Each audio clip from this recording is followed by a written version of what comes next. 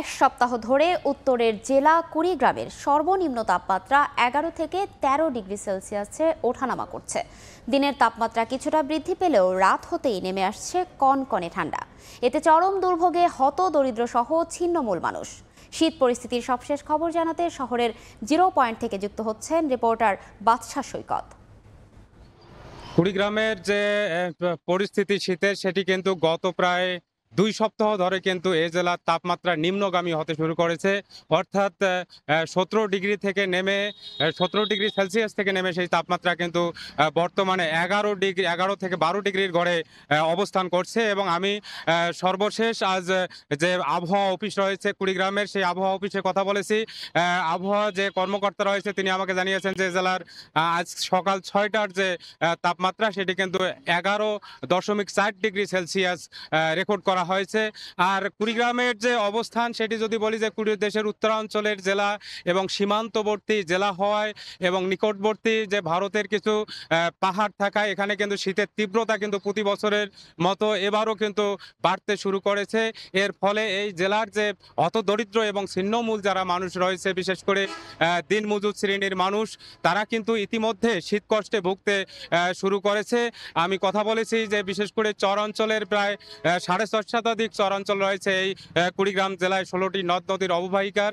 সেই চরাঞ্চলের মানুষ যারা রয়েছে তারা যেটি জানিয়েছে যে আসলে এসব মানুষ কিন্তু দিনমজুর শ্রেণীর মানুষ এবং এই দিনমজুর শ্রেণীর মানুষ হওয়ায় তারা যে প্রতিদিনের রোজগার সেটি দিয়ে কিন্তু তাদের জীবন জীবিকা নির্বাহ করতে হয়, যার ফলে তারা কিন্তু যে শীতের যে কাপড়, গরম কাপড়, সেটি কিন্তু তারা কিনতে পারেন না, যার কারণে কিন্তু তারা শীতকষ্টে ভোগেন এবং তারা কিন্তু তাকিয়ে থাকেন যে মানুষের দেয়া বা সরকারিভাবে দেয়া কম্বল বা অন্যান্য শীতবস্ত্রের উপর। আর এদিকে আমি কথা বলেছি যে কুড়িগ্রামের যে জেলা প্রশাসন রয়েছে সেই জেলা প্রশাসনের কথা বলেছি।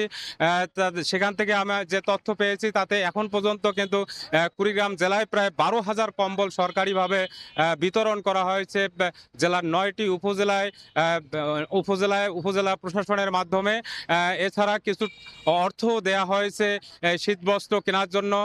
এছাড়া কিন্তু আরেকটি বিষয় জানিয়ে রাখি যে কুড়িগ্রামের যে শীতের অবস্থা সেটি হলো যে দিনের বেলা কিন্তু তাপমাত্রা একটি উষ্ণ থাকলেও কিন্তু রাতের বেলা প্রায় বিকেল 3টে থেকে শুরু করে এই তাপমাত্রা নিম্নগামী হতে থাকে এবং বেলা যতই গড়তে থাকে এবং রাত যতই বাড়তে থাকে ততই কিন্তু শীতের যে কনকনে ঠান্ডা, সেই ঠান্ডা মাত্রা কিন্তু নেমে আসে। সেই অবস্থা কিন্তু চলে সকাল 9টা-10টা পর্যন্ত। আর আমি এদিকে কুড়িগ্রামের যে জেনারেল হাসপাতাল রয়েছে, 250 শয্যা জেনারেল হাসপাতাল, সেই হাসপাতাল সহ যে উপজেলা স্বাস্থ্য কমপ্লেক্সগুলো রয়েছে সেখানে আমি কথা বলেছি।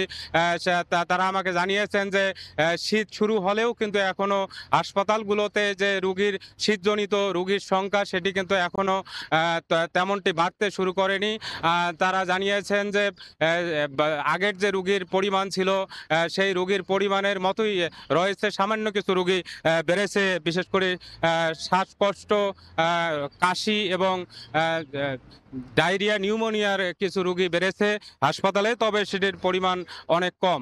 আর যে বিষয়টি আমি জানিয়ে রাখি যে কুড়িগ্রামের যে নদ নদী এলাকার যে মানুষগুলো রয়েছে, এছাড়া যে ছিন্নমূল মানুষ রয়েছে, বিশেষ করে দিনমজুর শ্রেণীর যে মানুষগুলো রয়েছে, তারা জানিয়েছে যে কুড়িগ্রামে এখন পর্যন্ত যে অবস্থা সেটি কিছুটা সহনীয় পর্যায়ে রয়েছে, কিন্তু কুড়িগ্রামের কিন্তু অন্যান্য জেলার চেয়ে কুড়িগ্রামের যে শীতের পরিস্থিতি সেটি কিন্তু আরও অনেকটা একেবারেই নিম্নগামী হয়ে পড়ে। এবং তারা যেটি জানিয়েছে, হতদরিদ্র মানুষ বা দিনমজুর শ্রেণীর মানুষ যারা জানিয়েছে, তারা জানিয়েছে যে সরকারিভাবে কিন্তু তারা যে শীতবস্ত্র সেটি কিন্তু তারা বলেছে যে এটি পর্যাপ্ত পরিমাণে দেওয়ার প্রয়োজন। আর আমরা যেটি দেখেছি যে অন্যান্য বছরের যে শীতের সময়টাতে যে বেসরকারিভাবেও কিন্তু কিছু শীতবস্ত্র, কম্বল বা অন্যান্য শীতবস্ত্র দেওয়া হতো, সেটি কিন্তু এবার সে শীতবস্ত্র কিন্তু এখন পর্যন্ত কোনো বেসরকারি বা সরকারিভাবে যে বেসরকারিভাবে যে শীতবস্ত্র দেওয়ার যে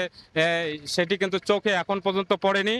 আর যে বিষয়টি জানিয়ে রাখি যে এখানকার যে হাসপাতাল কর্তৃপক্ষ, তাদের সাথেও আমি কথা বলেছি, তারা জানিয়েছে প্রতি বছর যেহেতু এখানে শীতের প্রবণতা বেশি থাকে এবং এখানে শীতজনিত রোগীর সংখ্যা বেশি থাকে, যার কারণে তারা কিন্তু একটি প্রস্তুতি নিয়ে রেখেছেন। যদি শীতজনিত রোগীর সংখ্যা এ জেলায় বেড়ে যায় তাহলে কিন্তু তারা সেভাবে তাদের যে চিকিৎসা দেওয়ার প্রস্তুতি কিন্তু তারা নিয়ে জানিয়েছেন। আরেকটি বিষয় হলো যে প্রায় 2 সপ্তাহেরও বেশি সময় ধরে এই জেলায় শীতের প্রভাব বেড়ে যাওয়ায় এখানে কিন্তু বিশেষ করে বোরো আবাদের জন্য যে বীজতলা তৈরি করেছে কৃষকরা, কিছু তৈরি করেছে এবং কিছু বীজতলা তৈরির কাজ করছে। তারা যেটি জানিয়েছেন যে এই ঠান্ডার কারণে কিন্তু তারা বিশেষ করে ঠান্ডার কারণে সেই বীজতলাগুলোর যে বীজতলাগুলো যে তৈরি করেছে সেগুলো ক্ষতিগ্রস্ত হয়ে পড়েছে।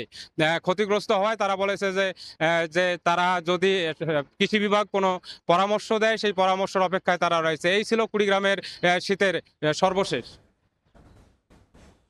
আবহাওয়ার খবর জানতে সরাসরি যুক্ত ছিলাম কুড়িগ্রামে।